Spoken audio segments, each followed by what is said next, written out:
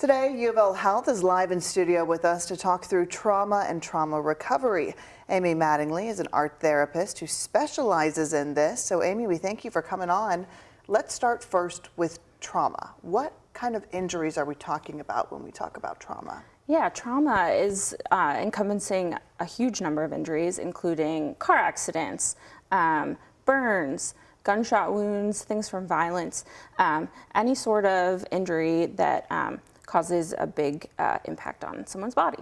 So people are very impacted by it. So what is life like for patients and then even their families after they experience something like that? Yeah, when someone comes to the trauma center, UofL Hospital, it's usually for something that's the worst thing that they're ever gonna go through.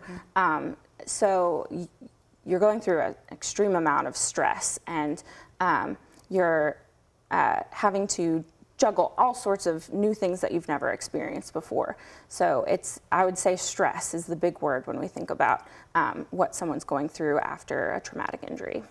So let's talk now about how art therapy really helps. And it sounds like there's really multiple ways that it helps. Mental well-being, physical well-being, emotional well-being. Walk us through that.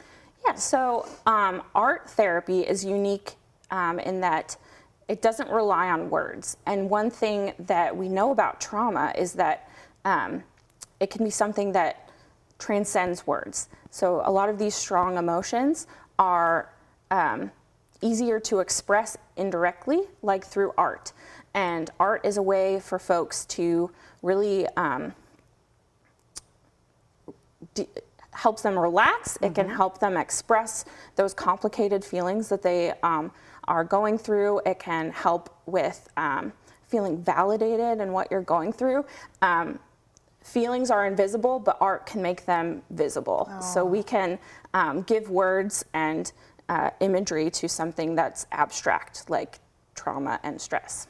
And do you find patients are usually pretty willing to get involved? Oh, they love it. They love the art therapy. I think it's a unique thing at our hospital that's still pretty new, that everyone's always very excited about, even folks that might not usually do art and it's a new thing for them, saying like, I can't do art.